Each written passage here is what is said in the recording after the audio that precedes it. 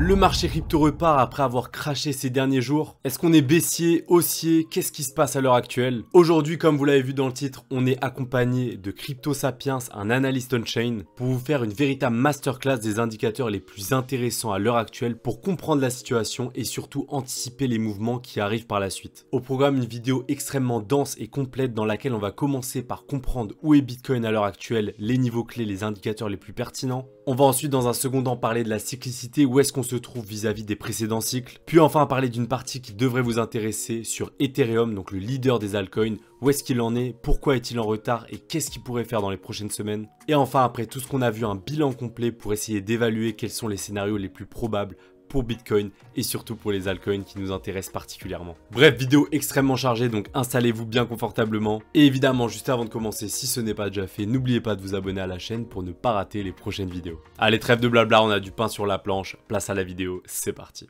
Et c'est parti, on se retrouve directement avec Crypto Sapiens. Merci d'avoir accepté l'invitation sur la chaîne. Eh ben, avec plaisir. Et on se retrouve directement sur ton écran. À toi la parole, Sapiens. Alors, comme tu l'as dit, c'est quand même passé pas mal de choses ces dernières heures, ces dernières 24 heures, puisque finalement, et ça, c'est plutôt intéressant, on avait vu un Bitcoin qui n'avait pas forcément bougé depuis plusieurs jours, depuis plusieurs semaines. On était quand même coincé dans un range quand même assez ennuyeux. On se retrouvait entre les 102, 103, 105, 106 000 dollars.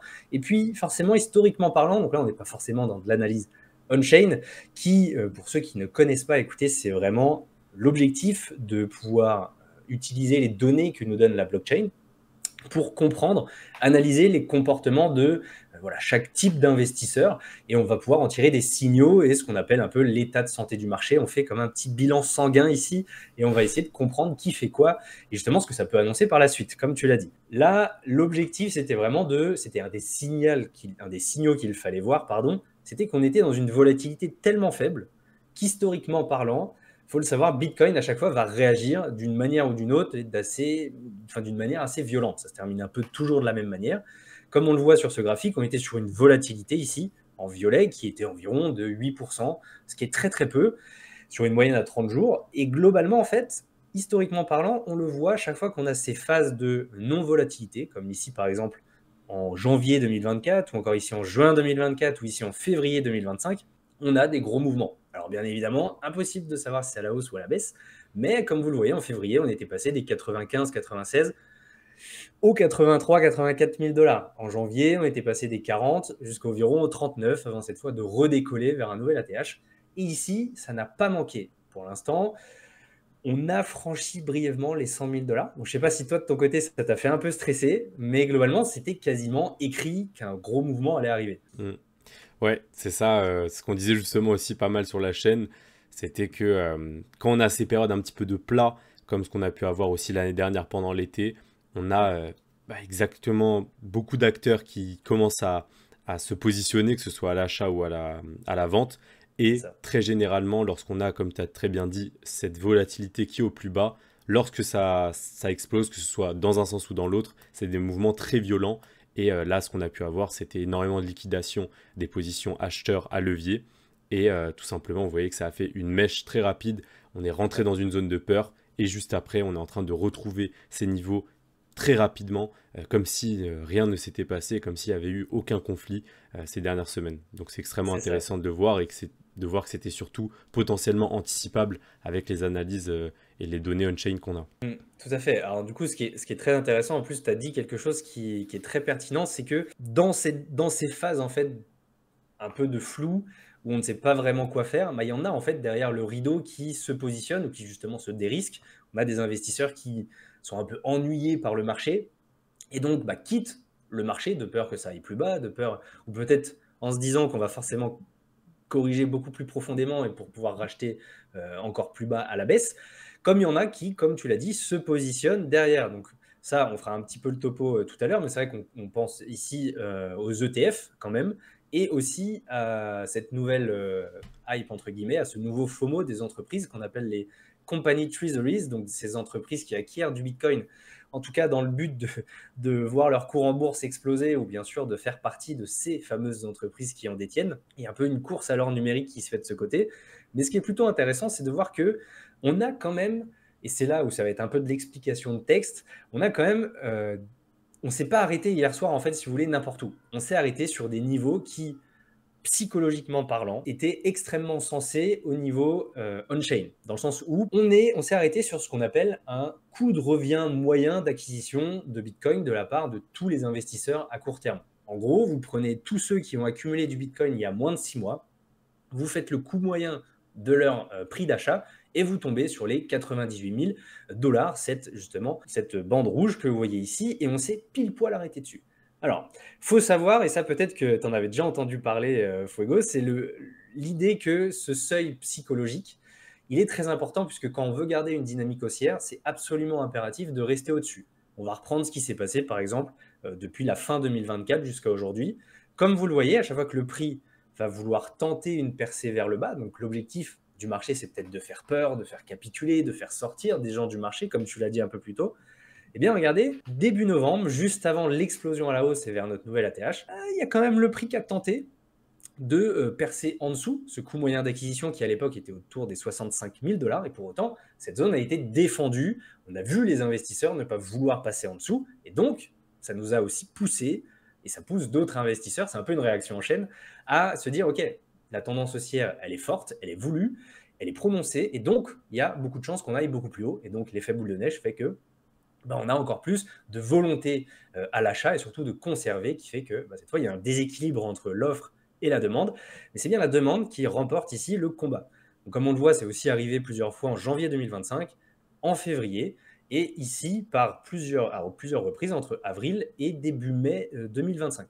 Par contre, comme tu le vois, c'est vrai que dès qu'on le passe à la baisse, et que cette fois, on ne s'en sert plus comme d'un support, mais comme d'une résistance. C'est un peu le schéma inverse, et typiquement, je sais pas toi, mais c'était un des levels que j'avais pas forcément envie de voir casser à la baisse, puisque ça peut annoncer plusieurs semaines de flou, plusieurs mois de correction, et typiquement pour l'instant, on a eu un rebond magnifique, pile poil sur ces niveaux, et clairement au niveau on-chain, on ne pouvait pas en demander plus, je te le garantis que c'est plutôt pas mal. Non, mais ouais, pour compléter un petit peu tout ça, c'est des niveaux qu'on surveille aussi beaucoup avec Sacha, qui nous parle pas mal d'analyse on-chain.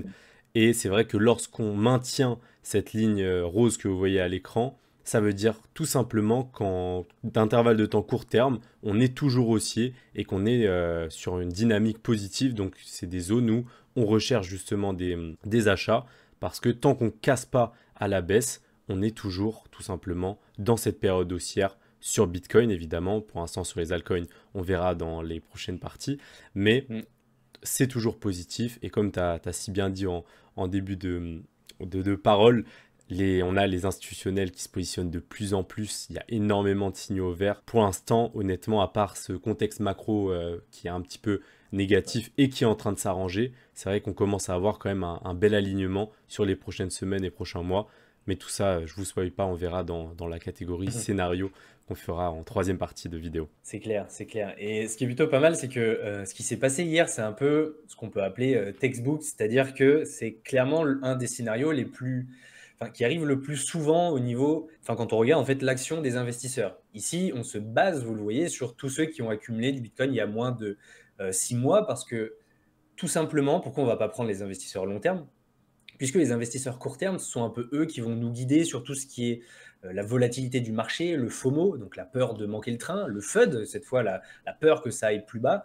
Et donc, on va regarder ici un graphique qui s'appelle le SOPR, qui, en gros, pour le vulgariser, nous montre si ces investisseurs-là, tous ceux qui ont accumulé, en gros, il y a moins de 6 mois, ont plutôt vendu à perte ou vendent à profit. Et hier, comme par hasard, regardez, on a une mèche de ce ratio ici qui est passée dans le rouge, ce qui nous signifie que cette correction sous les 100 000 $ a vraiment fait déjà du bien au marché, puisqu'on a fait partir un peu les mains faibles, entre guillemets.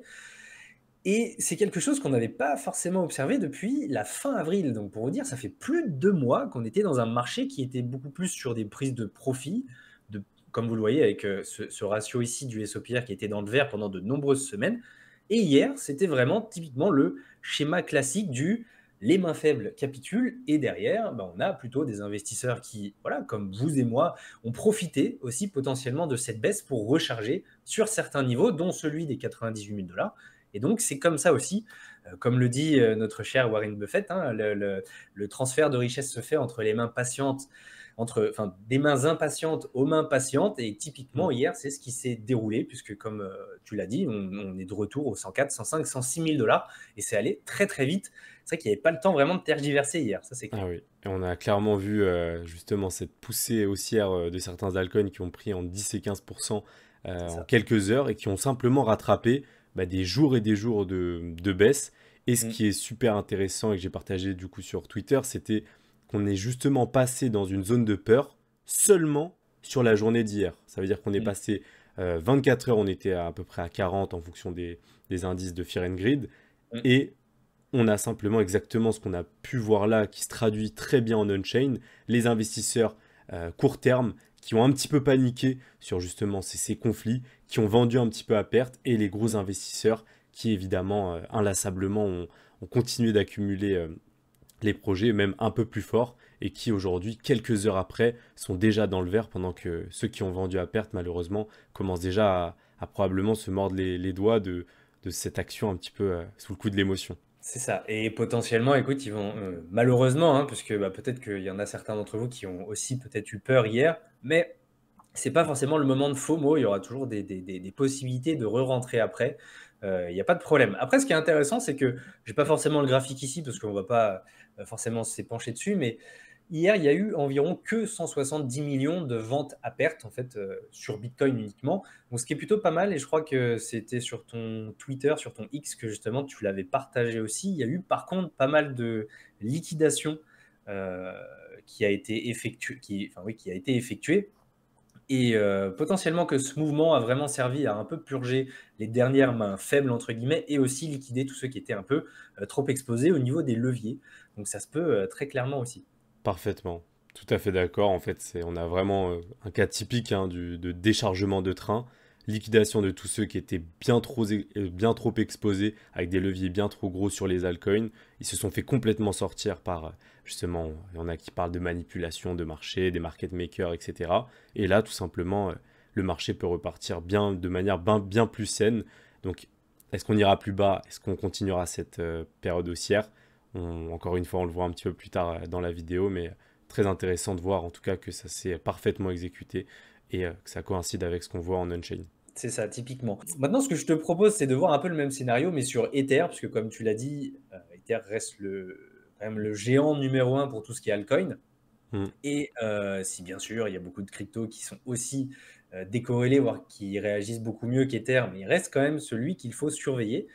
Mine de rien, c'est quand même le numéro 2 de tout l'écosystème, donc On va on va pas pas cracher dessus. Voilà, exactement.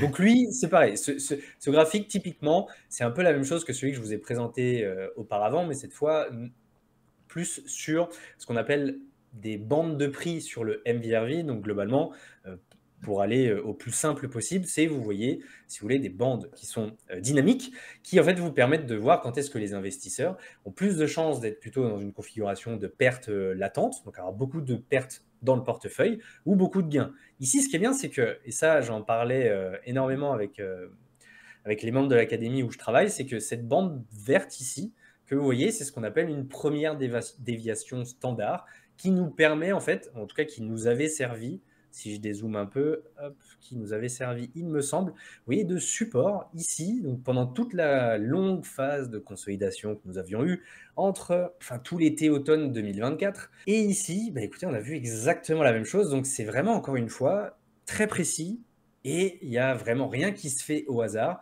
Les investisseurs ont défendu cette zone puisqu'ils commençaient à se retrouver globalement dans une situation qui n'avait pas envie d'aller forcément beaucoup plus bas. Il faut savoir qu'eux, ils ont un coût moyen d'acquisition autour des 2027 dollars, comme vous le voyez ici avec la petite courbe en violet. Mais pour l'instant, on a vraiment tenu des supports qui sont extrêmement logiques, puisque c'est exactement ceux qu'on avait tenus ici, alors qu'on cherchait toujours à retrouver une dynamique haussière l'été dernier. Donc pour l'instant, on est plutôt bien. Et on reviendra sur ce graphique un peu plus tard pour parler bien sûr des scénarios après a posteriori. Mm. Donc pour l'instant, encore textbook, j'ai envie de te dire. Et c'est un peu la même chose du côté du SOPR. Donc rappelez-vous, celui que je vous ai montré ici, mais cette fois pour Ethereum. Le but, c'est de voir s'il y a eu beaucoup de ventes à perte ou de profit. On le voit ici globalement, c'est extrêmement intéressant et il nous fallait cette réaction-là. Dans le sens où vous le voyez, on a eu énormément de prises de gains, c'est-à-dire que là, on avait un SOPR qui, vous voyez, était sur les mêmes niveaux que lorsqu'ATH était vers les 4 000 $ en décembre 2024, ou encore lorsqu'il était là aussi aux 4 000 $ en mars 2024, on a eu une même intensité de prise de profit. Donc, généralement, quand on voit ça, bah, évidemment, on crée un déséquilibre entre l'offre et la demande. Et typiquement, logiquement, le prix devrait corriger à la baisse. Là, ce qui est plutôt bien, c'est qu'on a vu, comme vous le voyez, une baisse, un effondrement du SOPR, dans le sens où de moins en moins de profits ont été encaissés, réalisés, ils étaient sortis du marché. Et pour autant, on a vu le prix de l'Ether continuer en fait à être quand même assez solide. Je ne sais pas ce que tu en penses toi, mais typiquement ici, on est dans un scénario qui est extrêmement positif dans le sens où on a un peu réinitialisé le ressenti global du marché sur Ethereum. On a pris les gains, mais pour autant, il y a eu assez de demandes pour continuer à porter le prix sur les niveaux actuels, 2002, 2004, 2005, 2006. Et pour autant, malgré cette correction, on n'a pas forcément d'énormes prises de pertes. Ce qui fait que, moi, je trouve ça extrêmement optimiste pour la suite. Pour compléter un petit peu tout ça, c'est ce qu'on a vu un petit peu ces derniers temps avec un Ether qui regagne en puissance contre Bitcoin. On voit que, évidemment, il était en train de perdre en puissance sur tous les derniers mois et c'est pour ça qu'on commençait à avoir la masse qui perdait en confiance sur Ethereum. Et là, c'est vrai que rien que sur le rebond qu'on a eu, on parlait justement de ces dernières 24 heures, on a un Ether qui a clairement surperformé Bitcoin, évidemment sur un court intervalle de temps, mais on est en train justement de voir potentiellement un ruissellement des liquidités ou en tout cas les investisseurs institutionnels qui sont en train de considérer Ether comme une vraie deuxième solution, comme un vrai altcoin à part entière et pas comme dans l'ombre de Bitcoin comme ce qu'on a pu clairement avoir sur quasiment l'intégralité de l'année 2024. Et ça, évidemment, c'est en train de se répercuter sur le prix. Et c'est exactement ce qu'on veut voir en tant que gros détenteur d'altcoins, parce que je sais que pour ceux qui regardent la chaîne, la majorité sont très exposés aux altcoins. Je suis aussi majoritairement exposé aux altcoins. Et c'est ce qu'on veut voir, un Ether qui va bien. C'est un marché crypto global qui est aussi positif sur les prochaines semaines et prochains mois. C'est ça, exactement. Et ce qui est plutôt intéressant, c'est comme on va le voir un peu après, c'est vrai qu'au niveau des liquidités, on a eu beaucoup de biens sur Ether ces dernières semaines. On a un petit coup de mou, mais global du marché, ce qui est assez logique. Mais on pourra en parler justement un peu après pour voir les scénarios qui nous attendent.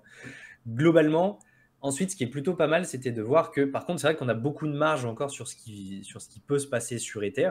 C'est vrai qu'on a quand même fait, mine de rien, un beau x2 depuis le bottom d'avril de cette année, il y a 2 mois. On a fait un beau x2 et pourtant, on n'a quand même pas tant que ça, en fait. Comment dire vous savez, pour qu'un marché puisse se retourner et qu'on puisse être un peu dans une situation d'extrême d'euphorie ou de cupidité, il faut bien que forcément il y ait beaucoup d'investisseurs qui se retrouvent en profit. Plus, comme on l'a vu par exemple ici, lors du dernier top en décembre-janvier ou alors lors du premier en mars 2024, lorsqu'on se retrouve avec 100% des investisseurs en profit, le marché n'aime pas forcément ça. Il n'a pas envie que tout le monde gagne, sinon ce serait trop facile. Donc, ce sont ces zones-là que, par exemple, nous surveillerons lorsque cela arrivera sur Ether, comme sur Bitcoin, comme sur de nombreuses alts. On n'a pas envie d'arriver sur cette zone de surchauffe où il y a trop d'investisseurs en profit.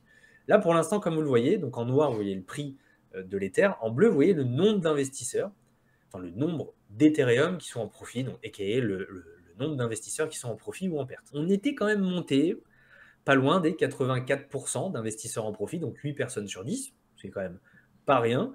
On était quand même descendu sous les 40% lors du bottom d'avril dernier. Et encore une fois, cette correction, elle fait beaucoup de bien. Et c'est extrêmement essentiel de le comprendre, c'est que si on veut aller plus haut, on est obligé de se délester un peu, si vous voulez, pour imager ça. C'est comme si vous étiez en train de vouloir faire un record du monde de saut en hauteur. Et si vous sautez avec des sacs de course dans les mains, un jean mouillé extrêmement lourd, vous avez en plus je sais pas moi, un crochet avec une boule en fer accrochée au pied, vous pouvez pas aller haut. Vous allez sauter, mais vous allez faire un petit bond, quoi. Et là, c'est exactement le même principe. En fait, une correction, c'est sain, parce que justement, ça nous fait délester un peu on pose les sacs de course, on pose le jean, on se remet en short qu'il faut, etc. Et comme vous le voyez, là, rien qu'avec cette correction qu'on a eue hier, on est tombé à plus que 50% d'investisseurs en profit. Donc forcément, là aussi, il y a eu des ventes à perte. Là aussi, il y a des personnes qui ont eu peur qu'on aille beaucoup plus bas. Et donc, c'est extrêmement sain de voir ça. Voilà, donc ça, c'est vraiment un des graphiques qu'il faut surveiller, autant à la hausse qu'à la baisse, parce que ça nous permet vraiment de comprendre où est-ce qu'on se situe j'ai envie de vous dire, au niveau chronologie du marché, si on est dans l'euphorie ou pas. Et globalement, là, pour l'instant, on a bien renégocié ce virage. Ça, c'est clair. Ok, non, j'ai beaucoup aimé la petite allégorie là sur, sur le saut en hauteur. Et c'est vrai que c'est très parlant, très visuel, et c'est exactement ça. Le Mm. marché ne veut pas faire gagner tout le monde, parce que pour qu'il y ait des gagnants, forcément, il faut qu'il y ait des perdants. Et les Malheureusement. perdants, c'est ceux qui arrivent en période d'euphorie, ceux Ouais. qui achètent quand tout explose, et pas ceux qui sont en train de regarder la vidéo à l'heure actuelle. Non, mais plus sérieusement, pas ceux qui justement s'intéressent au marché lorsque la masse continue à croire que les cryptos sont une arnaque, alors qu'on a Mm. les pays qui commencent à en acheter, toutes les entreprises américaines les plus cotées qui sont en train de faire des réserves stratégiques en Bitcoin, mais aussi en altcoin. On l'a vu justement dans une précédente vidéo. Voilà, on commence à avoir tout le monde qui est en train de regarder notre écosystème, et simplement, il n'y aura pas que des gagnants. Et c'est dans ces périodes-là, ces périodes de peur, encore une fois, hein, c'est basique, mais c'est dans ces périodes de peur que se font vraiment les plus grosses différences, avec évidemment dans les périodes d'euphorie où va falloir prendre ses profits. Et là, on le verra évidemment venir très largement grâce aux données on-chain, et c'est ça qui est intéressant et pertinent à garder à l'œil. C'est ça, c'est ça. J'ai envie de vous dire, c'est peut-être le moment aussi de, même hors graphique, de pouvoir se poser, de se poser la question, ok, peut-être que j'ai du Bitcoin, peut-être qu'il va recorriger à 95, 80, peu importe, peut-être qu'il va exploser à 120, 130. Mais c'est vrai que même si on a envie de faire un investissement intelligent, prendre, vendre, acheter bas, vendre haut, etc., il y a aussi cette idée derrière où sur les mois et les années à venir, est-ce que j'ai vraiment envie de donner, laisser la main de mes bitcoins ou autres cryptos à toutes ces institutions, à toutes ces entreprises qui arrivent pour vraiment essayer de rafler le plus de bitcoins possible. Il y a vraiment ça aussi qui pourrait être intéressant à creuser parce que c'est un vrai sujet aujourd'hui. Quand on voit Mm. toutes ces entreprises, il y a quelque chose qui vient de se créer, je ne sais pas si tu l'as vu, c'est il y a je crois que c'est le Nasdaq 100 qui existe, les 100 meilleures entreprises du Nasdaq. Il y a aussi maintenant le Bitcoin 100 qui vient de sortir, c'est les entreprises qui détiennent le plus de Bitcoin. Et il y a un classement. Mm. J'ai Et vu passer, ouais. aujourd'hui, bah voilà, et aujourd'hui, en fait, elles vont C'est la être, ça va être course. un peu Elles ont commencé la un peu la course course. au Ouais, Bitcoin, et oui, il y en aura 21 millions, jamais un de plus. Donc forcément, plus il y a de gens qui en veulent, plus il y a d'entités qui en veulent, c'est et ça. inlassablement, plus le prix monte. Et évidemment, Mm. on n'est pas de la théorie de se dire que seul Bitcoin va monter, même si Bitcoin est clairement différent, mais de se dire que forcément, ça donne de la visibilité à notre écosystème, et on a évidemment des entreprises qui commencent à acheter d'autres cryptos, et c'est ça qu'on voulait voir. On voulait surtout pas voir les entreprises acheter que du Bitcoin, parce que évidemment, ça aurait probablement signer la fin du marché altcoin. C'est parce qu'on est en train de voir, on est en train de voir justement des entreprises qui font des réserves en Hype, en Tao, en Fetch. Voilà, il y a de plus en plus de cryptos en Solana. Et donc ça, c'est encore une fois extrêmement positif pour nos wallets et pour les altcoins. C'est ça, exactement. Bon, bah écoute, moi je te propose, bon, on peut finir un peu là-dessus, parce que c'est vrai que tu m'en avais parlé, mais sur la balance des Ethers ou des Bitcoins sur les exchanges, on voit qu'il y a une diminution progressive hein, de tous les Ethers, par exemple. C'est vrai que depuis 2023, il y a environ, tac, on est à 17, on est à 16, il y a à peu près globalement 7 millions, ça c'est des millions, hein, 7 millions d'Ethers qui ont été retirés des exchanges, malgré tout ce qui peut se passer. Je sais que sur BTC, c'est un peu la même donnée, il y en a de plus en plus qui en sortent. Après, voilà, c'est c'est pas une data que je regarde forcément le plus, même si c'est toujours intéressant de le voir, puisque il y en a beaucoup qui, par contre, voilà, crient sur tous les toits qu'il y aura la supply shock qui arrive. Il faut savoir que la supply shock à court terme, c'est un peu un mythe. Hein. C'est pas parce qu'il reste 2 millions de BTC sur les exchanges que du jour au lendemain, on va exploser, on va faire un x10. Par contre, sur du moyen long terme, oui, c'est quelque chose de très intéressant à surveiller. C'est vrai qu'on le voit, il y a de moins en moins de BTC sur les exchanges. C'est intéressant de le voir comme ça, c'est intéressant de le prendre en compte, même si évidemment, je ferai attention à ne pas me baser uniquement dessus pour me dire que tout va exploser, puisque même des fois en période de bear market, les BTC sortent des exchanges, même lorsque le prix se casse un peu la figure. Donc c'est Mm. aussi intéressant de voilà, de pas le voir comme quelque chose de court-termiste, mais vraiment comme un vrai signal par contre à long terme que les investisseurs veulent les garder et pas forcément les vendre à chaque rebond. Ça c'est plutôt intéressant. Exactement. Non, mais c'est ça aussi la beauté de l'analyse on-chain, c'est d'essayer de voir plusieurs indicateurs, essayer de corréler justement et d'avoir tout simplement, enfin, d'augmenter donc la probabilité en ayant beaucoup de différents indicateurs, beaucoup de différents graphes qui convergent vers une seule et même direction. Et là, pour faire simple, parce que c'est vrai qu'on n'a pas réexpliqué, mais pourquoi on aime bien voir un petit peu les cryptos qui sortent des échangeurs, parce que lorsque les investisseurs les retirent, généralement, ça veut dire qu'ils sont là pour les garder, parce que sur un échangeur, quand les gros investisseurs mettent leurs cryptos, c'est pour faire des échanges, ça sert à ça initialement. Donc quand ils les retirent, c'est qu'ils ne veulent pas échanger. Ils ne sont pas intéressés par rendre leurs cryptos contre de l'argent fiat, de l'USD, de l'euro, mais au contraire, ils sont intéressés par garder justement leurs cryptos dans un cold wallet pour potentiellement des périodes plus longues, pour les vendre plus cher. En tout cas, c'est comme ça qu'on interprète généralement. Et donc, c'est pour ça que j'aime bien surveiller quand même ce genre d'indicateurs qui, encore une fois, coïncident avec le fait que les grosses entités ont envie de garder leurs cryptos, leur Bitcoin, Ethereum, sur un intervalle de temps un peu plus long, en les sortant des échangeurs, en les sécurisant et en les échangeant potentiellement dans un futur plus ou moins lointain en fonction de leur plan respectif. C'est clair. Euh, Mm. Et à l'inverse, du coup, c'est vrai que quand on en voit beaucoup revenir sur les exchanges, c'est que potentiellement, il y en a qui se précipitent, qui exactement. sont poussés à les vendre. Donc, c'est un indicateur voilà, qui peut servir aussi à à comprendre, en tout cas, encore une fois, la dynamique dans laquelle on se trouve, et ça, c'est plutôt intéressant. C'est ça. Et ça, généralement, c'est en période d'euphorie qu'on a les gros portefeuilles qui remettent leur crypto pour récupérer leurs profits simplement. Mm. Et là où vous entendrez parler partout des cryptos, lorsque ce sera probablement bien plus haut et que les gros commenceront à prendre massivement leurs profits sur le grand public, parce que ça s'est toujours passé comme ça. 2017 c'était ça, 2021 c'était ça, Mm. et probablement que sur cette fin d'année 2025 ou 2026, ou voilà, quand on aura plus de liquidité sur le marché, c'est un scénario en tout cas qui, à mes yeux, a beaucoup de probabilités de se répéter, parce que on a la cyclicité et inlassablement on a les mêmes comportements et la même psychologie humaine qui n'évolue pas de cycle en cycle. Ouais. Après, là, ce que je te propose, c'est qu'on passe sur la partie, comme tu l'as Une dit, belle c'est un bel transition pour enchaînement. la partie. Cyclicité, on peut parler sur ce qui va se passer dans les prochains mois. Allez, c'est parti, les différents scénarios avec des données on-chain. Qu'est-ce qu'on a sur les prochaines semaines, les prochains mois? Est-ce qu'on va re-rentrer en bear market? Est-ce qu'on aura cette période haussière sur cette fin d'année 2025 avec une potentielle baisse des taux qui arrive? Voilà.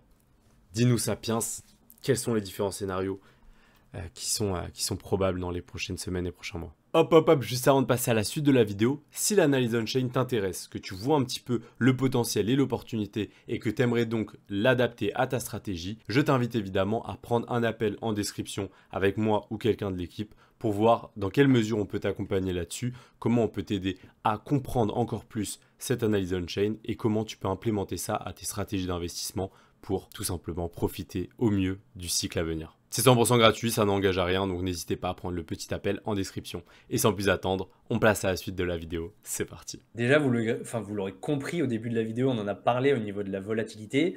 Je ne m'attends pas forcément à avoir un marché qui stagne plus que ça, étant donné que déjà ce mois de juin, finalement, on n'a pas eu grand-chose à se mettre sous la dent, entre guillemets, hein. On n'a pas eu de fortes expansions à la hausse ou de fortes expansions à la baisse. On le voit ici, donc là, en fait, ce que vous voyez, bon, sans prendre en compte ce qui se passe au-dessus, mais plutôt au niveau du pourcentage de performance de BTC à travers les années et à travers les mois, on voit très bien que sur 2025, on a un mois de juin où on est à plus 0,24% comparé au 1er juin. Donc, on n'a vraiment pas bougé. Si on avait fermé les yeux pendant ici 24 jours, on en serait exactement au même point. Ce qui est plutôt pas mal, c'est de voir que en 2021, ce fut déjà assez le cas. On était sur un petit moins 4%, bon, après avoir bien subi au mois de mai, certes, mais globalement, sur 2017 aussi. Alors pourquoi ces années? Vous le savez, ce sont les années post-halving, les années post-élection américaine, et les années où on a eu les plus de pourcentage à la hausse. Et c'est vrai qu'on pourrait se poser la question déjà, est-ce qu'on va avoir un été aussi moche que l'année dernière, ou même que ce qu'il s'était passé aussi en 2020? La question se pose. Mais en tout cas, juillet-août, globalement, dans les années post-halving, et si, évidemment, petit disclaimer, on ne peut pas se baser uniquement sur les performances du passé pour prévoir celles à venir, attention, on voit très bien que juillet-août sur 2021, on a eu de très belles performances avec un plus 25, plus 18%, et 2017, plus 18, plus 74%. Donc, je vais toucher du bois, espérer qu'on ait la même chose, Mais globalement, je pense que là, rien que pour l'aspect psychologique, faut pas non plus rentrer dans la crainte que oui, tous les étés, généralement, les investisseurs ils se mangent des mois assez pourris, etc. C'est faux. On le voit très bien lors des 2 précédents bull run, même si, encore une fois, on ne peut pas se baser uniquement dessus, c'était quand même des très bons mois où il y a eu de très belles performances. Donc, on peut laisser la porte ouverte à ce genre de scénario. Je ne sais pas ce que tu en penses, mais en tout cas, historiquement parlant, on l'a vu, ça se peut, ça peut arriver, ça Ouais. c'est clair. C'est vrai que on a quand même, au niveau de la cyclicité, j'aime beaucoup en parler, même si au début de 2025, on n'a pas eu exactement un scénario similaire à ce qu'on avait eu lors des derniers cycles. On a quand même pas mal de similarités. Il y a la pensée commune Voilà. qui dit que, étant donné que maintenant on a les institutionnels, forcément cet été sera pas positif parce que les institutionnels partent en vacances et ne sont pas sur les marchés. Et moi, vous le savez aussi sur la chaîne, c'est lorsqu'on a énormément d'acteurs qui pensent quelque chose, on a très généralement l'inverse qui se produit sur les marchés. Le marché aime bien surprendre les investisseurs particuliers. Et donc, je pense qu'on pourrait avoir une accélération sur cet été, même si on a quand même plus de probabilité pour moi de l'avoir en fin d'année. Je pense en tout cas que ce serait une énorme prise de risque de vendre ces cryptos aujourd'hui ou dans les prochaines semaines en se disant qu'on va les racheter plus bas cet été et potentiellement rater justement le début d'une expansion haussière et se retrouver tout simplement avec tout son cash, avoir tenu jusqu'ici et d'avoir entre guillemets lâché au moment le plus opportun. Donc c'est un scénario pour moi qui est tout à fait envisageable, même si la majorité pense que ça ne peut pas se réaliser. Si on se fie à la cyclicité, c'est quelque chose qui s'est déjà passé plusieurs fois. C'est ça, c'est ça. Mais tu le dis très bien. Ce qui est pas mal, c'est qu'après, on verra justement les configurations ou les niveaux qui peuvent justement nous, par contre, ici, enfin, qui pourront nous faire réfléchir à, bon, est-ce que je remets pas en cause ou en perspective cette pensée-là et qu'est-ce qui pourrait nous faire, à l'inverse, justement, peut-être sécuriser nos portefeuilles. Mais pour l'instant, on n'en est pas encore là. On l'a vu, on a notre fameux support des 98 000 $ qui tient très bien. Donc, pour l'instant, c'est vrai que je trouve qu'il n'y a pas forcément de raison d'être baissier, même si évidemment, tout peut bouger très vite, ça c'est clair. Mais c'est plutôt pas mal de le voir. Il y a autre chose qui est plutôt bien, c'est que, vous le savez, sur un marché financier, tout est question d'offre et de demande. Et lorsqu'il y a un déséquilibre dans ce schéma-là, eh bien, on va soit à la baisse, soit à la hausse. S'il y a plus d'offres, donc de vendeurs, que de demandeurs, d'acheteurs, forcément, on va un peu se casser la figure, ce qui est assez logique. À l'inverse, lorsqu'il y a plus de demandes, plus d'acheteurs, et moins de vendeurs, forcément, on se retrouve dans un marché haussier, comme on l'a eu, par exemple, ici, en mars et en novembre, décembre, et puis globalement en mai, juin de cette même année. Ce que vous voyez ici, ce sont les rotations de capitaux, en orange qui arrivent sur BTC, en bleu sur Ether, en vert sur les stablecoins, mais ça, on en parlera un peu après. Ce qui est plutôt pas mal, c'est que là, je me suis basé uniquement sur, tu vois, août jusqu'à aujourd'hui, août 2023 jusqu'à aujourd'hui, pour vraiment essayer de voir s'il n'y a pas des patterns, des choses qui sont un peu reconnaissables. Ce qui est plutôt pas mal, c'est déjà de voir, c'est assez visuellement, c'est assez simple. Sur BTC, plus on a d'arrivées de capitaux, plus on a un prix qui monte. Très simple. Par contre, c'est vrai que moins on a de capitaux qui arrivent, ça se casse un peu la figure, plus on est dans une configuration où on se retrouve dans un schéma un peu baissier. Donc là, on a eu cette longue consolidation en 2024, ou ici, entre février et avril de cette même année. Bon, ce qui est plutôt pas mal de voir, c'est que pour l'instant, on est arrivé sur un nouvel ATH, à peu de choses près. Pourquoi ? Parce que déjà, au niveau de la demande, comme vous le voyez, elle était quasiment 2 fois moins grosse que ce qui s'était passé en mars 2024 ou en novembre-décembre 2024. Donc forcément, on ne pouvait pas aller plus haut, j'ai envie de vous dire. Bon, c'est facile de le dire après coup, mais typiquement, quand on regarde, quand on veut comprendre pourquoi, c'est assez logique. Maintenant, ce qu'on veut voir, c'est juste, enfin, ce qu'on ne veut pas voir, c'est cette diminution énorme des capitaux entrants sur Bitcoin. Parce que d'abord Bitcoin, vu la dominance qu'il a, et ensuite sur Ether, vu que justement il va pousser, driver tous les altcoins. Ce qui est plutôt bien, c'est que si évidemment on était sur une diminution depuis quelques semaines des entrées de capitaux, on voit que potentiellement, je dis bien potentiellement parce que c'est encore tout petit, on serait sur un potentiel rebond d'entrée de capitaux, mais surtout on est quand même très loin des zones où tout d'un coup tout s'efface, tout le monde est parti, tout le monde a pris ses gains sur les tops et puis on attend la nouvelle correction pour réinvestir. Pour l'instant, on n'en est pas là. Sur Ether, bon, qui comme vous le voyez répète un peu le même schéma que BTC, logique. Lui, par contre, pendant les phases de baisse, tu en as parlé tout à l'heure, Ether, il y a des sorties de capitaux carrément, j'ai envie de vous dire. Donc, c'est-à-dire que son réseau perd de la valeur. Ça, c'est pas bon. Et c'est pour ça qu'on a vu Ether aller sur des niveaux qu'on n'avait pas vus, je crois, depuis 2022. C'est pour dire. Mm. On était quand même sur les 1300, 1400 $. Ça fait quand même mal. Et là, pour l'instant, évidemment, il y a toujours des entrées de capitaux. On voit que ça a bien diminué, mais c'est logique. Phase 2, on est en période de flou, on est en tension géopolitique. Pour l'instant, ce qu'on veut absolument voir pour retrouver une énergie haussière positive, ça va être déjà de voir que sur BTC, il y a des afflux de capitaux qui reviennent et que sur Ether, on ne part pas dans un scénario baissier comme on a vu justement ici, puisque dans ce cas-là, on mangerait plutôt un scénario où on consoliderait quand même beaucoup de semaines, beaucoup de mois. Donc nous, ce qu'on veut voir, c'est justement une revolonté de rentrer, comme par exemple, ça s'est passé, bon, si on prend l'exemple ici, hop, on avait une augmentation de capitaux en janvier 2024, un petit creux pour repartir et exploser à la hausse. Peut-être que le scénario actuel géopolitique va nous offrir ça, c'est-à-dire on a eu pas mal de bonnes entrées de capitaux, petit creux de tension géopolitique, et on va repartir à la hausse peut-être avec justement tout ce qu'on s'est dit au niveau des ETF, etc. etc. Donc pour l'instant, Bitcoin, Ether suit assez bien à la hausse. Par contre, c'est vrai dès que ça se tend un peu, il y a beaucoup de capitaux qui partent d'Ethereum pour Bitcoin ou pour les stablecoins qui ont aussi, eux, légèrement augmenté, quasiment x2, ce qui n'est pas petit non plus. Donc globalement, ça va être à surveiller. Ça, c'est une des choses qu'il faut absolument prendre en compte. Ouais, super intéressant de voir ça. Évidemment, on sait que c'est un marché qui est drivé par les liquidités. Nous, on parle beaucoup justement de l'impression monétaire. On a vu que le précédent cycle, ça a été énormément un des catalyseurs principaux de cette énorme expansion haussière sur les altcoins. Et c'est pour cela aussi qu'on a potentiellement un bull run qu'on a appelé retardé. On ne l'a pas eu sur cette première période 2025 parce que c'est l'un des éléments qui manquait. On a toujours ces taux qui sont assez hauts, bien que avec potentiellement ce contexte macro-politique qui peut s'améliorer et la Fed qui pourrait baisser les taux dans les prochains mois, on aura tôt ou tard de toute façon cette impression monétaire qui reprendra parce que c'est comme ça qu'est construit le système financier à l'heure actuelle. Et ça, évidemment, ce sera extrêmement positif pour les cryptos et en particulier Bitcoin et Ethereum dans un premier temps. Puis par la suite, on voit évidemment que dès qu'il y a les liquidités qui rentrent, évidemment, le prix est poussé naturellement à la hausse. Ouais, exactement. Et là, ce qui est plutôt pas mal, c'est de voir que on a eu plus un scénario style fin 2023, début 2024, où Ether a quand même bien suivi. Tout ça, tu en as parlé un peu plus tôt avec justement les institutions qui investissent beaucoup plus sur Ether qu'auparavant. Comparé à la fin d'année 2024, début 2025, où là, Ether avait quand même eu beaucoup plus de mal à suivre l'engouement qu'il y avait eu sur BTC. Nous, ce que l'on aimerait voir, évidemment, puisque même si je parle beaucoup de Bitcoin, je ne suis pas maximaliste Bitcoin, j'ai aussi beaucoup d'altcoins.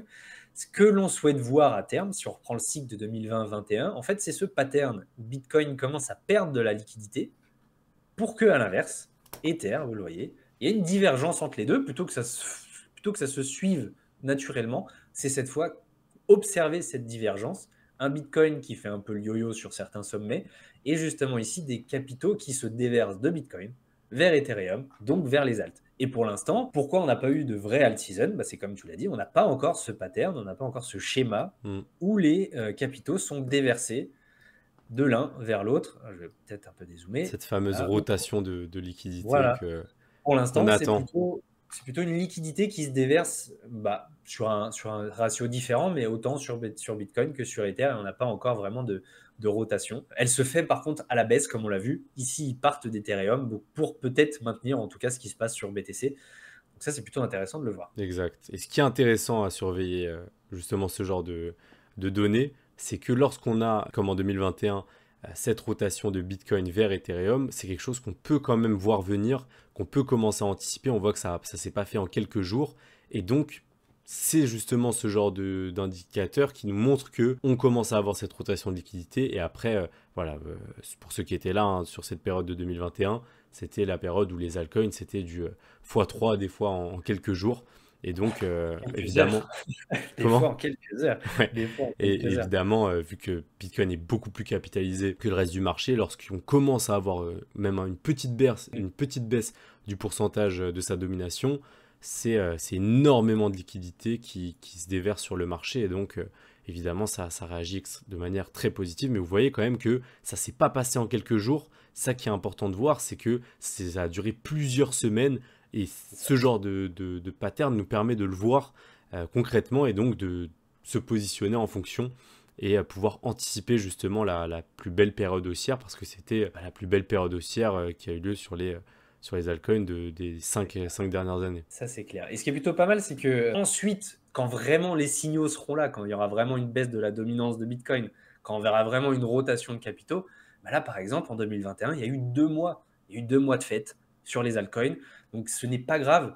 Ne subissez pas le FOMO absolument, parce que tout d'un coup, vous étiez, je sais pas, peut-être beaucoup plus sur la sécurité, sur la réserve et peut-être moins exposé aux alts. Si vous en voyez exploser, ça ne va pas partir du jour au lendemain. S'il y a une vraie alt season digne de ce nom, elle ne va pas durer 3-4 jours. Il faut vraiment faire attention à ne pas FOMO à chaque fois et se retrouver à investir sur le top. C'est le pire qui puisse arriver à chaque fois. Exactement. Mais pour rebondir là-dessus, et moi, ce qui m'a vraiment marqué sur mon précédent cycle, c'est le fait que 95% des gains en crypto se font sur 2% du temps. Ça veut dire qu'on a tout simplement énormément de difficultés, comme ce qu'on a pu voir sur le cycle. On a traversé des périodes compliquées, des périodes de doute, des périodes de remise en question, des périodes de capitulation pour certains, de déni. Voilà, tout ça pour au final, comme on voit, même si évidemment ça dure quelques jours, quelques semaines, par rapport à tout ce qu'on a vu là, on voit que c'est vraiment minuscule en termes de temporalité. Et pourtant, c'est cette période-là qu'il faut absolument pas rater, parce que c'est là où se font justement les plus gros gains. Et c'est pour cela que c'est important de ne jamais être complètement désexposé du marché pour acheter plus bas, surtout si vous croyez en l'écosystème sur le long terme.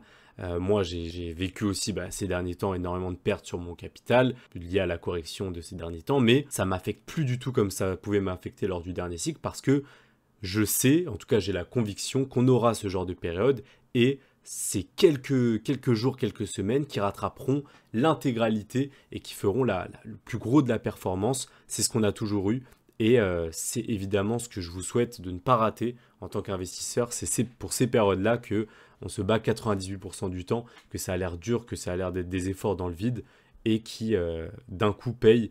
Et je peux vous dire d'expérience, parce que moi 2021 j'ai pu le vivre pleinement, même si évidemment j'aurais pu optimiser, j'ai fait des erreurs, mais on réalise que c'est quelques jours, quelques semaines qui rattrapent entre guillemets tout le dernier cycle et tous les mois de difficultés, de galères qu'on a pu vivre. Et ça, je trouve que ce graphique le montre quand même clairement, parce qu'on voit bien que Bitcoin qui perd en valeur et Ethereum qui explose en valeur, ça dure.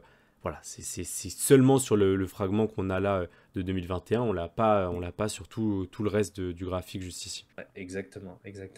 Et c'est très intéressant ce que tu dis, parce qu'en plus, les retours d'expérience, c'est toujours le plus parlant, je trouve. Et globalement, c'est vraiment ça. J'avais entendu quelque part que le but, c'est de rester dans le marché et pas forcément vouloir le timer à chaque fois. C'est le meilleur moyen de se cramer les ailes et de FOMO ou de FUD ou autre.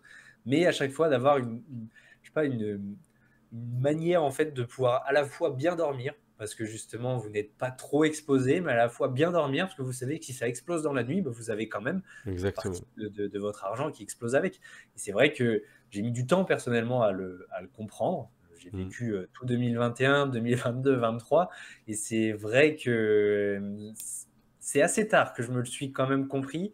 Et au bout d'un moment, en fait, moi, je sais que perso, j'en ai juste eu très marre de déprimer à chaque correction. Et quand je me suis mis à l'analyse on-chain, c'est là où je me suis dit, bon, la tu vas révélation. faire les choses un peu mieux. Et globalement, voilà, là, je sais. Ouais, ça permet d'avoir en fait des prises d'investissement rationnelles basées sur des vraies données. Et ça, c'est ce que j'avais pas au dernier cycle, même si après tout montait, donc forcément, j'ai gagné aussi. Ce cycle-là, on a des vraies données sur lesquelles on peut s'appuyer, des transferts de capitaux, de liquidités, et forcément les investissements sont plus rationnels, et donc on peut être beaucoup plus serein, dormir mieux la nuit, parce qu'on a nos convictions, nos zones d'achat, notre plan, notre stratégie, et on a juste à agir comme un automate en fonction, et tout simplement attendre ces périodes, parce qu'on a la conviction qu'on aura ce ruissellement des liquidités. On a tout qui est en train de s'aligner sur ça. Et encore une fois, ce qu'on a vu aujourd'hui sur cette longue vidéo qui touche bientôt à sa fin, le bilan, c'est que c'est quand même très positif sur les prochaines semaines et prochains mois, et que c'est clairement pas le moment de paniquer, ni le moment de se dire je vais être plus malin que le marché, vendre pour acheter plus bas. Ça peut fonctionner, mais le rapport risque-récompense est à mes yeux assez catastrophique sur ces stratégies. Ouais, clairement. Bah, du coup, je te propose qu'on puisse passer à cette fameuse phase de quels seraient les... Comment savoir se positionner autant à la hausse et à la baisse, parce qu'encore une fois, il y a quand même deux scénarios qui peuvent exister, donc ça va être plutôt pas mal de pouvoir bifurquer dessus. Je sais pas ce que tu en penses. Allez, c'est parti. Et juste avant de passer d'ailleurs à Ouais, cette vas-y. prochaine partie, si ce genre de vidéo vous plaise avec un invité qui vient et qui nous présente justement un petit peu son domaine d'expertise sur lequel on peut débattre et qui est vraiment extrêmement intéressant, n'hésitez pas à mettre un petit pouce bleu à la vidéo. Ça m'encourage aussi à inviter d'autres personnes. Et évidemment, je ne l'ai pas dit, mais notre ami Crypto Sapiens ici présent et sur les différents réseaux. Tous ces réseaux seront en description si ça vous intéresse d'en apprendre plus sur l'analyse on-chain de manière simplifiée et pédagogique avec des métaphores, etc. N'hésitez vraiment pas à vous abonner, à aller voir un petit peu son travail de qualité que vous trouverez juste en dessous en description. Yes. Bah, je fais de mon mieux pour les métaphores, mais j'en trouve pas Oui. tout le temps. Bon, ce qui est plutôt pas mal, c'est que, bah, comme vous le savez, l'objectif, ce n'est pas, en tout cas mon rôle, de vous marteler, voilà, enfin, de vous annoncer même à 100% qu'on va forcément être à la hausse, à la baisse. J'ai un biais haussier, mais qui m'est propre, évidemment. Donc faites vos propres analyses et recherches. Auquel cas, encore une fois, bon, maintenant, comment se positionner face à cette potentielle future hausse, ou si on devait corriger un peu plus face à cette potentielle future baisse, eh bien, on va quand même regarder, comme d'habitude, en fait, tout ce qui est comportement des investisseurs. Et en fait, si vous voulez, à quel moment on se retrouvera dans cette phase de douleur extrême pour ceux, en tout cas, enfin, dans le scénario où l'on corrigerait, quand est-ce que ce sera le bon moment d'acheter le sang dans les rues? Je pense que vous connaissez cette expression. Et à l'inverse, quand est-ce que, évidemment, ça commencera à être trop dangereux pour se dire peut-être qu'on va vraiment se retourner et on va partir dans une correction un peu plus longue, un bear market, etc. Ou alors, quand est-ce qu'on va se retrouver dans ces zones où j'ai pas envie d'être le dindon de la farce, j'ai pas envie de juste screener mon téléphone, enfin mon application CoinMarketCap, CoinGecko et montrer à mes proches que j'ai fait plein d'argent. J'ai aussi envie d'en prendre et me dire que justement c'est parce que la majorité sont dans l'euphorie que moi je vais peut-être souffler un coup et me dire c'est peut-être le moment de prendre des gains. Je sais que ça m'est arrivé en 2021, j'ai été le premier à faire Road to 100K, c'est parti, on y va, et au final, je me suis fait avoir comme la majorité des bleus que j'étais. Donc là, le but, c'est d'être un peu plus intelligent que ça et d'essayer d'être un peu comme la smart money. J'ai envie de vous dire, c'est pas parce que vous avez un portefeuille de 50 $ ou 100 000 que vous ne pouvez pas agir de la même manière qu'une whale, qu'une smart money, que quelqu'un qui est rentable. C'est vraiment l'objectif ici. Parce qu'on Alors, peut justement surveiller aussi ce qu'ils font, contrairement en finance traditionnelle où tout est c'est vrai. opaque. La beauté de l'analyse on-chain, du tracking de whales qu'on présente aussi pas mal sur C'est la vrai, chaîne, ouais. c'est qu'on peut voir ce que font les plus gros investisseurs de la planète, ceux qui ont des dizaines de millions, ceux qui sont connectés aux politiques, etc. Et donc, forcément, ça donne des indicateurs extrêmement intéressants. Le but n'est pas de copier-coller, je le dis et je le répète à maintes reprises, mais d'utiliser ça comme un biais à la hausse ou à la baisse en fonction de ce qu'ils font et utiliser ça pour compléter nos recherches. C'est comme ça que je vois la chose en tout cas. Tout à fait, tout à fait. Ça, c'est extrêmement bien dit. Il faut savoir aussi que là, par exemple, on va parler de cibles, de prix. Sur ce graphique, par exemple, donc vous le savez, on a plutôt que se baser sur des lignes qui sont fixes, comme vous le voyez, par exemple, toutes les bandes en pointillés, elles sont dynamiques, donc elles vont s'adapter aussi au comportement des investisseurs. Est-ce qu'il y a beaucoup trop d'euphorie, beaucoup trop de personnes qui prennent de gains, etc. Ça va s'adapter. Donc là, ce sont des cibles que je vous donne donc à l'heure où on tourne cette vidéo fin juin. Peut-être que ça va bouger dans le futur, ça va bouger dans le futur, mais typiquement, ça vous donne une première idée de ce qui peut se passer. Déjà, je pense qu'on peut parler sur qu'est-ce qui peut se passer à la baisse, ce sera très rapide également. On le voit historiquement parlant, donc je prends ce cycle 2023-2025, encore une fois. Pourquoi? Parce que ce qui s'est passé aussi en 2021-2017, ce sont exactement les mêmes patterns, les mêmes façons, les mêmes schémas. Donc autant se focaliser et zoomer sur les zones qui nous intéressent. Ici, à la baisse, comme vous le voyez, enfin comme on l'a déjà vu au tout début de la vidéo, on a ce fameux support donc de nos détenteurs à court terme. Tant qu'on ne le franchit pas, on l'a déjà dit, on ne va pas s'épancher dessus encore, c'est haussier. Pour l'instant, on est haussier, c'est très bien. Par contre, si on devait corriger et devoir faire un peu plus mal au marché, on aurait cette première déviation standard qui est autour des 92-93 000 $. Alors là, vous voyez des cibles de prix. Vous vous dites, super, mais ça correspond à quoi? Il faut savoir que toutes ces cibles correspondent, j'ai pas forcément sorti le graphique ici aujourd'hui, mais à tout ce qu'on appelle à des clusters d'accumulation. C'est-à-dire plus il y a d'investisseurs qui vont acheter du Bitcoin sur ces niveaux, plus il y aura de monde sur ces niveaux et plus il y aura aussi de dollars de valeur investie sur ces niveaux, plus il faudra les tenir pour ne pas qu'on crée une panique sur le marché. Donc en fait, par exemple, ici, la zone des 98, 96 000 dollars était extrêmement importante parce que comme vous le voyez, on a en fait ces bandes vertes que vous voyez, plus elles sont élevées et plus il y en a énormément, plus il y a d'accumulation. Ici, c'était une première zone d'accumulation extrêmement importante. On a défendu le prix magnifiquement bien.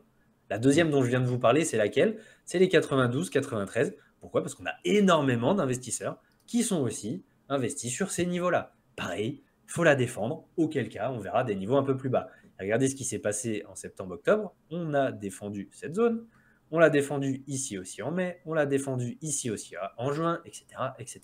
Par contre, si on devait la casser par le bas, dernier scénario, on a cette zone des 84 000 à peu près jusqu'aux 76 000 dollars qui nous intéresse. Pourquoi? Bah regardez, 84 000 dollars, on a une grosse zone d'accumulation. C'est vrai qu'entre, par contre, on n'a rien du tout, on a un vide intersidéral. Si on devait corriger 84 000 dollars, si on devait passer sous les 92, globalement, les 84 000 dollars, je pense qu'il serait atteint quand même assez rapidement, je vous avoue. Donc ça, c'est pour ça qu'il faut faire gaffe à ça. Maintenant, comme vous le voyez, ces zones-là, bah, elles nous ont annoncé très souvent les derniers bottoms. Ici en avril, ici en mars, ici en février, ici en septembre, ici en août, ici en juillet 2024. C'est extrêmement intéressant de se baser dessus et de ne pas paniquer. Je vais juste vous montrer mon schéma. C'est que moi, par exemple, avec cette non-volatilité-là, j'avais justement préparé certains paliers de rachat de Bitcoin. Donc, j'ai eu celui au 98, j'ai pas eu celui au 92, 93. C'est pas très grave, mais j'étais prêt à ces éventualités et mes ordres d'achat étaient déjà posés. J'avais strictement rien à faire. C'est ça aussi, d'être serein sur un marché, c'est d'utiliser les outils pour vraiment nous laisser le champ libre à penser à autre chose. C'est vraiment ça aussi à ce à quoi sert l'analyse on-chain ou toute autre discipline que vous maîtrisez, que ce soit analyse technique, fonda, etc. Donc ça, c'est plutôt pas mal. Je ne sais pas si toi, tu avais des cibles à la baisse, mais si jamais on devait aller plus bas, ce serait celle que je regarderais. Ouais, parfaitement, mais moi, pour être fidèle à moi-même, c'était pas sur Bitcoin, mais sur certains altcoins forts du marché. Et pareil, c'est exactement ce que tu as décrit. Donc, j'avais des ordres placés sur des niveaux clés, des retracements Fibo, des zones de confluence techniques sur les projets les plus forts du marché. J'avais plusieurs ordres placés. Il y en a très peu qui se sont exécutés. Mais ceux qui sont exécutés sont déjà très en positif parce que ça a fait une mèche assez rapide. Là, on voit que le marché repart. Et notamment, j'ai un ordre sur Tao qui a été filé un peu sous les 300 dollars. Là, il est déjà nettement en positif. J'en avais d'autres plus bas. Tu voyais, j'ai pas tout mis sur ce bottom parfait, même si ça aurait été intéressant. Mais tout simplement, l'investissement a été rationalisé parce qu'il a été divisé en plusieurs parties sur des niveaux clés. Et après, je n'ai absolument rien fait. Ça veut dire que ça a été automatiquement pris et je n'ai pas agi sous l'émotion. Si j'étais derrière, j'aurais pu me dire « Ah, il est sous les 300 dollars, je vais baisser mon ordre parce que ça va encore plus chuter, il y a la guerre, etc. » Non, j'ai fait mon analyse, je me suis basé sur des données rationnelles, j'ai placé mes ordres à intervalles sur des zones clés, j'ai attendu, certains ont été fill et pour l'instant, ça se passe extrêmement bien. Si ça vient à aller plus bas, j'ai d'autres ordres qui sont pris, même si on va potentiellement en parler, mais je pense que on a fait quand même les grosses liquidations. En tout cas, si on s'améliore d'un point de vue macro, si on n'a pas de guerre qui éclate, si on doit se mouiller sur les scénarios, parce que voilà, c'est ça aussi qui est intéressant, c'est de dire voilà, ce qu'on a en tête. Moi, je pense qu'on a fait quand même les liquidations et que on pourrait repartir sur des bases saines sur les prochains jours, prochaines semaines, surtout sur Bitcoin. Je pense que le gros est derrière nous. Maintenant, évidemment, on verra. On n'est jamais à l'abri de petits coups de Trafalgar de Donald Trump. Mais voilà, ça, on ne pourra pas l'anticiper. Il faudra le constater au moment venu. C'est ça. En fait, ce qui est plutôt pas mal, c'est vrai que je garde aussi un biais haussier dans ce sens-là où on le voit sur certains indicateurs on-chain, on a quand même énormément eu de prises de gains qui ont été faites ces dernières semaines tout au long de cette hausse. Ce qui est plutôt intéressant, et ça, tu fais bien d'en parler, c'est que on a vu énormément de prises de profit, donc encore une fois, qui ont été réalisées, et pourtant le prix se maintenir donc au-dessus des 100 000 $, à part cette brève incursion sur les 98. Globalement, c'est assez intéressant, parce qu'encore une fois, pour reprendre la métaphore que j'ai fait tout à l'heure, c'est que c'est intéressant de voir ça, de voir ces prises de gains et un prix se maintenir toujours de cette manière. Donc évidemment, il nous manque encore un petit peu de jus, comme on l'a vu un peu plus tôt. Il nous manque un peu de capitaux frais qui va être injecté. Ce qui est plutôt pas mal, c'est qu'on le sait, on a toujours de l'arrivée ici en vert, c'est l'arrivée de stablecoins sur le marché. Donc à la fois des investisseurs qui se dérisquent de Bitcoin, Ethereum, d'autres alt pour les stablecoins, mais aussi la supply de stablecoin qui augmente, et elle fait depuis la mi-décembre, elle fait ATH sur ATH, donc on voit de plus en plus de stablecoin sur le marché. C'est un peu une sorte de poudre sèche qu'on a pour justement recharger nos canons. Maintenant, il nous faut un peu le catalyseur, comme tu l'as dit, qui va nous permettre d'aller beaucoup plus haut et de pousser les investisseurs à vendre leur stablecoin pour des crypto-monnaies, que ce soit Bitcoin, Ether ou les alts. Donc ça, c'est plutôt intéressant de le voir. Maintenant, c'est vrai que, encore une fois, je reste haussier, toi aussi. Ce qui est plutôt pas mal, c'est que si jamais, et ça, tu as très bien fait de le dire, il faut être à l'aise avec le fait qu'il y ait une partie de notre portefeuille qui ne soit pas dans le marché si jamais. Encore une fois, tout dépend de la stratégie de chacun. Mais globalement, c'est ici, voilà, moi je sais que entre février et avril, j'avais pu recharger sur les 3 niveaux que vous voyez ici, donc les 3 bandes dont je vous ai parlé. J'avais même une dernière cible aux 72 000 $ qui n'a pas été atteinte. Elle est partie sans moi, c'est pas grave. J'avais quand même pu lisser mon prix énormément. Et si j'étais pas gagnant à première vue, parce que j'avais investi sur les 92, 86, puis 79, puis 75, eh bien aujourd'hui, évidemment, ça a payé, parce que j'étais convaincu qu'on allait rester haussier. Donc là, pour l'instant, ça a payé, et c'est exactement le but. Hier, ça a encore payé. Et donc maintenant, on va se poser la question du, voilà, si on va vraiment à la hausse, où est-ce qu'on va s'arrêter? Je ne sais pas quelles sont tes cibles, mais de mon côté, j'en ai trois qui sont quand même importantes, qui encore une fois ne sont pas sorties de nulle part et correspondent au calcul, si vous voulez, du moment où les investisseurs, comparés à leur prix moyen d'acquisition, vont se retrouver assez en profit pour que, historiquement parlant, on on fasse le lien avec le fait que c'est à ces moments-là qu'on soit dans une phase d'euphorie, cupidité, et donc là où, par exemple, nous, on va devoir être intelligent, se faire violence et prendre des gains sur ces niveaux. Rappelez-vous par contre que ces cibles sont dynamiques, vont s'adapter avec le comportement du prix. Comme vous le voyez, c'est pas tout droit, c'est pas flat. Comme vous le voyez ici en février, si par exemple le haut du panier était aux 61 000 $, en mars, on s'est retrouvé à 76 000. Donc c'est intéressant de voir ça. Donc là, pour l'instant, si jamais on devait aller vraiment tout droit d'un coup d'un seul, on aurait déjà la barre des 108 000 $ pour reconfirmer une sorte de dynamique très haussière. Parce qu'encore une fois, on s'en est servi comme d'une résistance depuis début juin et même en mai, ce qui ensuite nous avait permis notre nouvelle ATH. Et là ensuite, quelles seraient les zones qui nous intéressent? On a les 115 000 $ qu'on avait atteint dans les 2 précédents tops qu'on a fait en 2024, les 123 et enfin le haut du panier pour l'instant, les 131. Donc encore une fois, ça va s'adapter, mais ce sont vraiment les cibles vers lesquelles je vous propose qu'à chaque fois qu'on atteigne ces cibles-là, vous revenez sur ce type de graphique et vous regardiez si justement on a atteint un peu cette borne haute ou pas du tout. Voilà, je ne sais pas ce que tu en penses, mais ça me semble assez cohérent. C'est pas encore trop dans l'excès, mais évidemment, ça va s'adapter avec la hausse du prix. Et pour l'instant, je pense que c'est des targets qui sont assez réalistes.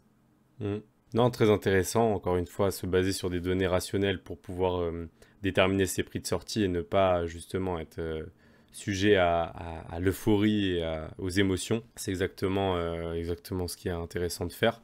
C'est vrai que moi, je suis plus sur des zones de temporalité plus que sur vraiment des zones de prix, parce que de mon expérience, les zones de prix, ça peut tellement varier sur un cycle à l'autre. En 2021, tu as une zone de prix et tu vois que la crypto, en fait, du jour au lendemain, elle fait x2 par rapport à cette zone de prix où tu te disais si elle arrive là, déjà, c'est exceptionnel. Donc, voilà, c'est plutôt... ça dépend des personnes. Moi, maintenant, c'est vrai que c'est plus des zones temporelles, c'est-à-dire que sur fin 2025, je commencerai justement à regarder plus les données à ce moment-là et prendre plus de décisions, même si évidemment j'ai certains paliers aussi sur des cryptos sur lesquels certains pourcentages seront vendus.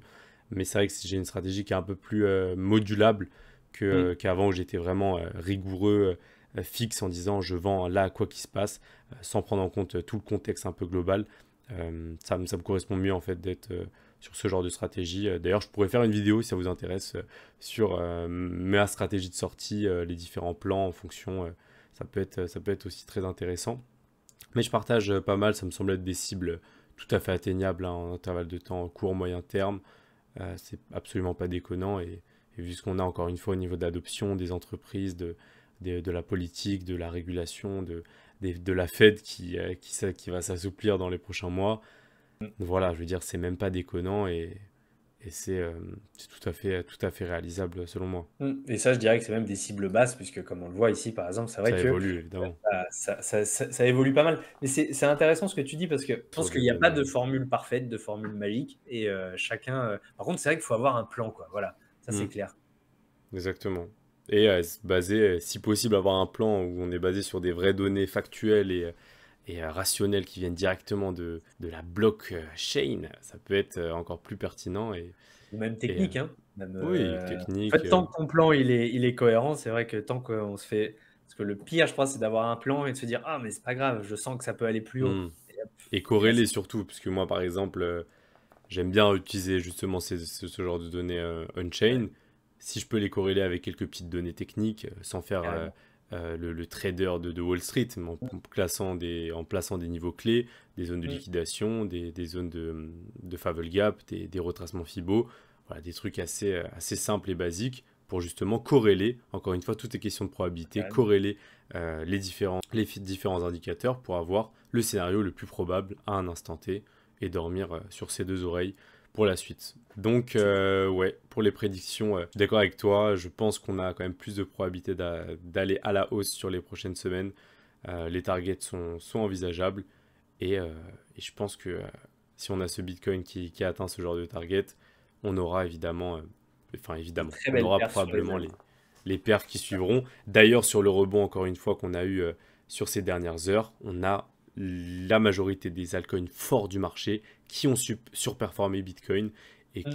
qui annoncent quand même justement ce regain de puissance des altcoins face à lui. Et c'est exactement ce qu'on veut voir en tant que investisseur exposé sur les altcoins. C'est clair, c'est clair. Et voilà pour cette vidéo masterclass d'analyse on-chain, j'espère sincèrement qu'elle vous aura été utile. N'hésitez pas à nous faire savoir en commentaire quel est le scénario à vos yeux qui a le plus de probabilité de se réaliser dans les prochaines semaines et prochains mois. Si vous voulez continuer sur la chaîne, vous pouvez cliquer sur la vidéo qui se trouve juste ici. Et nous comme d'habitude, on se dit à très vite pour une prochaine vidéo. C'était CryptoFuego.